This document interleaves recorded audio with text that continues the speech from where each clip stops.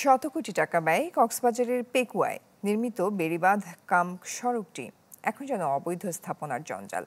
১.৫ kilometre বাঁধে গড়ে উঠেছে শত শত স্থাপনা, তাতে বসতি গেড়েছে নিম্ন আয়ের মানুষজন।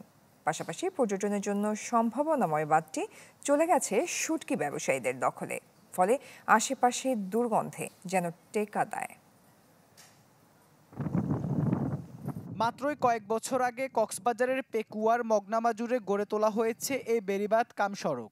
সাগর পাড়ের এই বাঁধটি তাই স্থানীয়দের কাছে বেড়ানোর অন্যতম স্পট, কিন্তু সেটির এখন হতশ্রী দশা। বেড়িবাঁধ ও আশপাশের খাস জমিতে গড়ে উঠেছে শত শত অবৈধ স্থাপনা। বাঁধের ব্লক সরিয়ে বা কেটে ফেলে অস্থায়ী দোকানপাট থেকে শুরু করে বসতঘর তৈরি করে বাড়ানো হয়েছে ঝুঁকি।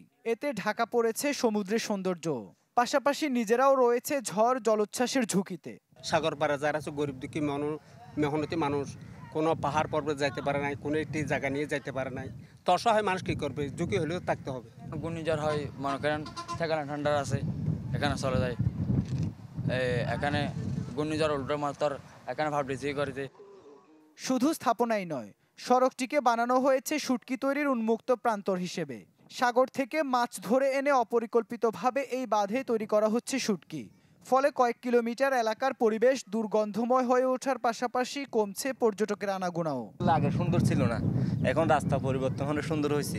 এখন যদি দূর দূরান্ত থেকে মানুষ আসে তাহলে এখানে কি ভালো করে ঘুরতে পারে না, শুধু গন্ধের জন্য, আর কিছু না। এদিকের গন্ধ শতকরা 70% আমাদের এদিকে যায়। আমাদের এখানে তো জায়গা নেই, শুটকি শুকানোর জন্য যদি অন্য জায়গা ব্যবস্থা থাকতো তাহলে অন্য জায়গায় শুকাইতাম। তবে অবৈধ এইসব স্থাপনার বিরুদ্ধে ব্যবস্থা নেওয়া হবে জানিয়ে উপজেলা নির্বাহী কর্মকর্তা বলছেন, এই বেড়িবাঁধ ঘিরে মেরিটাইম মিউজিয়াম ছাড়াও নানা বিনোদন কেন্দ্র তৈরির পরিকল্পনা রয়েছে তাদের। আগামী সপ্তাহে আমরা মাইকিং করার মাধ্যমে জনসচেতনতা সৃষ্টি করব এবং স্থানীয় লোকদের সাথে বসবো। পরবর্তীতে তারা যদি ইয়াতে সমান্য করে আমরা উচ্ছেদের কার্যক্রম গ্রহণ করব। এটাই আমাদের পরিকল্পনা এবং আমরা চাচ্ছি যে আমাদের এই সুন্দর স্থাপনাটা এবং এই যাতায়াতের জন্য সুন্দর দৃষ্টিনন্দন একটা যে রাস্তা করা হয়েছে সেটাকে আমরা যাতে বিভিন্ন অঞ্চল থেকে যেই পর্যটকরা আসে তারা সৌন্দর্যটা যাতে উপভোগ করতে পারে। যদিও নিরাপদ মাথা গোঁজার ঠিকানা পেলে বেড়িবাঁধ ছাড়ার কথা বলছেন বসবাসকারীরা। আমরা সরকার তুলে দিয়ে হামাকা তুল জায়গা ফুরিব, আমরা থাকছি, আমার ছেলে হচ্ছে, ছেলের পর আবার তুমি এখানে হাতে আসবে, তাই যদি আশ্রয় পাই তো চলে যাবো আর কি। দৃষ্টিনন্দন বেড়িবাঁধ কাম সড়কটি নির্মাণে সরকারের খরচ হয়েছে শত কোটি টাকা। Desk report, channel 24।